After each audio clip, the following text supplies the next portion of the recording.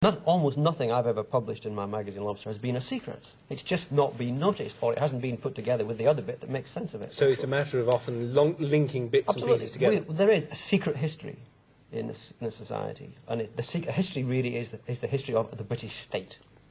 And the problem that I've got with I'm in the Labour Party with the Labour Party is the Labour Party has never been willing to admit that the state is the Labour Party's enemy. Never. And the reason that nothing happened last year when all this stuff blew up about Peter Wright is the Labour Party would not go with it. They flunked it. And there was no support for the journalists researching it. Nothing was being done in Parliament. And eventually the story died because there was no political backing. Nothing was done in Parliament. Well, next to nothing. No, it's not true. No, come on, Merlyn. I read all this. I read Hans. I know what was done. Yeah, it's not Virtually true. nothing. Not true.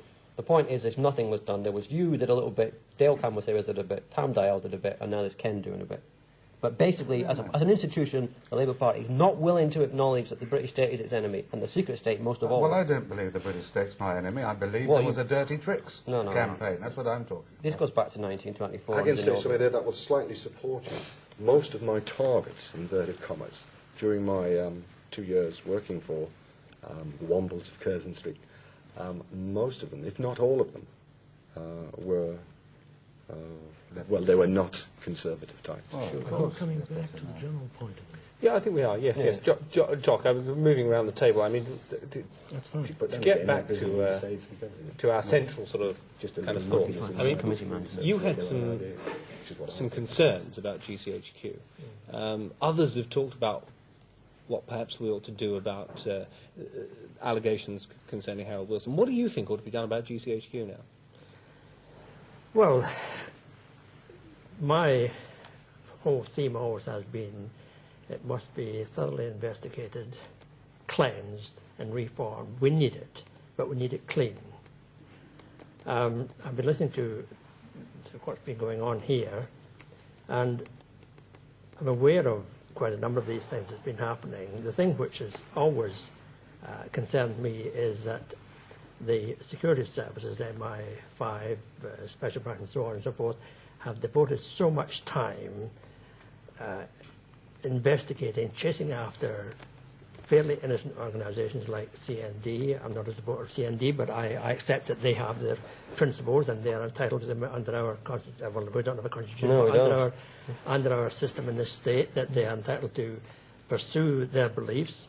But they have been pursued by the security services to a great extent, to such an extent that the security services have not been able to do their own job, which is to prevent the subversion of the state by hostile agents. We've talked about the Special Branch, for example. Now, I went to Special Branch 7 years before Geoffrey Prime confessed to his horrific crimes, and with allegations that GCHQ was lethargic and negligent in security and were a danger to the state. And I was informed by the Assistant Commissioner of Special Branch that they had no jurisdiction to investigate GCHQ. Quite obviously they were too busy chasing around after CND people, after left-wing journalists and after members of the Labour Party and various other parties like this. And I come back again to the point I made earlier. Our friend here didn't deny my allegations that VPK have penetrated our defence works and so on and so forth. He had a different theory as to why they had done this, but he accepted my explanation.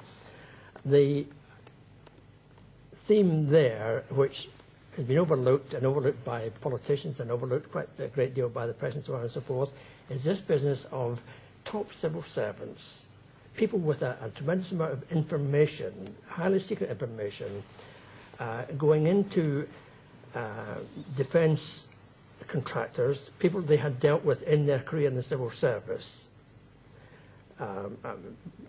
Most of them, I would say, were probably quite innocent and so on and so forth, but it's not in keeping with the principles of the civil service, the first rule of which says that a civil servant must not only be honest in fact, he must manifestly be seen to be honest.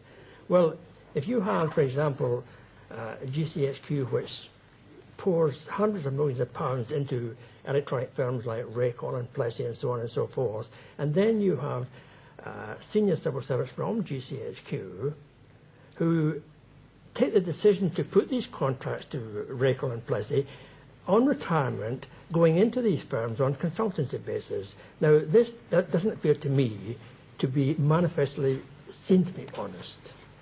And I feel that our intelligence services are penetrated. And one of the main reasons they are penetrated is because of the Soviet speciality in blackmail. They have used it. We've seen it being used in the past. And I'm quite sure it's being done in this sense. They know exactly what's happening. They know more than our government, our parliament knows. They're very well informed. The American intelligence know more about their penetration than MI5 or MI6 know.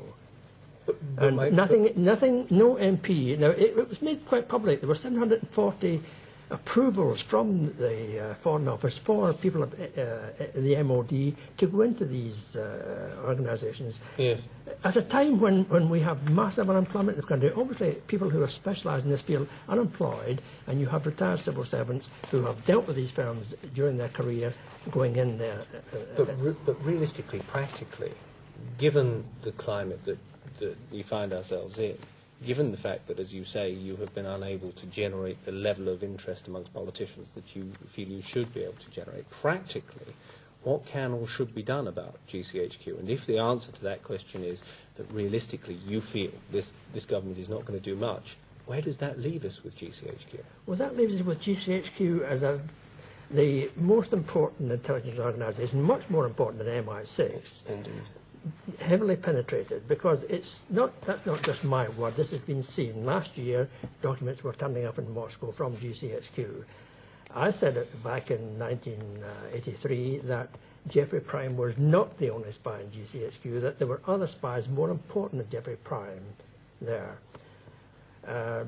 American intelligence came out later and they said it was their belief that there was at least 5 other spies, Soviet spies in GCHQ, 2 at a senior level and 3 at a more junior level. And are they still serving? They will still be serving in GCHQ.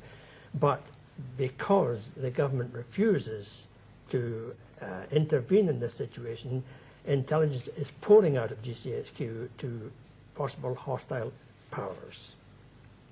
Alistair Mackey, let me perhaps finally ask you.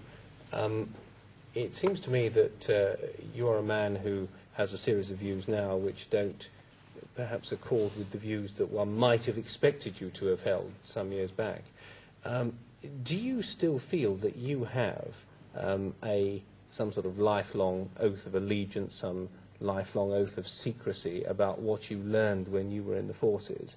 And what, if anything, would persuade you to break that oath? Absolutely nothing would persuade me to break that oath, not so much because I'd be chucked in jug, but because I did give the oath.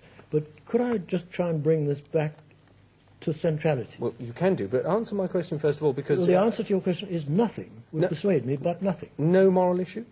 I am not prepared, under any circumstances whatever, having sworn an oath of allegiance, to depart from that oath. Conversely, I will do absolutely everything I can to advance my views, to advocate what I believe in, to the limit of that. That is why, admittedly in jest, but behind that quite seriously, I would not dream of betraying any secrets in this or any other assembly.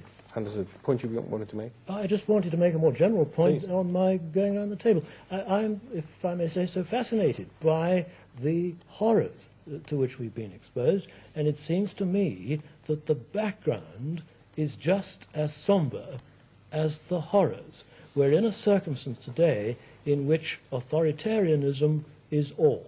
The BBC has been filleted of almost everybody who's got the guts to stand up to the government.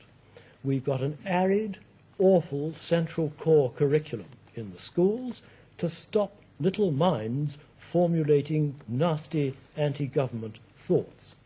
The universities have been bled of most of their money, and academics deprived of their right, their permanent entrenched right, to be independent. We have got a press, with 1 or 2 shining exceptions, which is a disgusting, unpleasant, revolting, toady, pro-Tory outfit. Not to mention the tabloids. I wouldn't like to. I don't have to wish to wash my mouth out afterwards.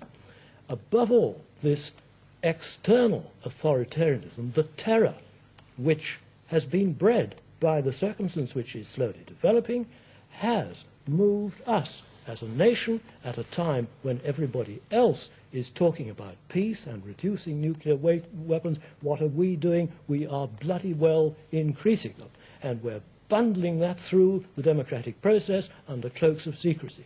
That's what I see as the background, the setting in which this nasty little document and all the other ghastly things which have been an education to me, I confess, should be regarded.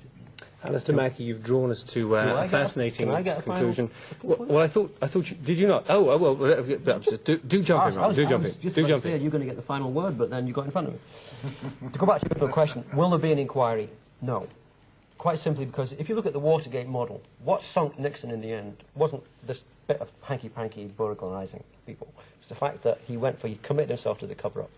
Same thing's happened in this country. Mrs. Thatcher is now committed to the cover-up.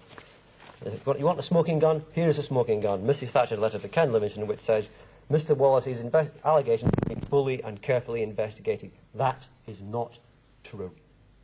Therefore, there can be no inquiry. This is not the case. Now, she didn't write this letter. She just signed it, or indeed a machine may have signed it for her. Nonetheless, she carries the can. That is a lie. Nobody Wallace worked with, from the top head of Army PR down to the junior clerks, has ever been talked to. Paul Foote has interviewed all of them on tape. There has been no inquiry. It's complete bullshit. The cover-up is now in place. There will be no inquiry. I guarantee it. There will be no inquiry until she goes. Gentlemen, the general point. There will be no inquiry. Right. It's one thing, it seems, that we're all in agreement on. Gentlemen, we've ranged far and wide in this conversation. I'm grateful to all of you. Thank you very much indeed. Thank you indeed for staying with us and watching. Next week, After Dark, we'll be back on Saturday evening. Look forward to seeing you then. Until then, good night.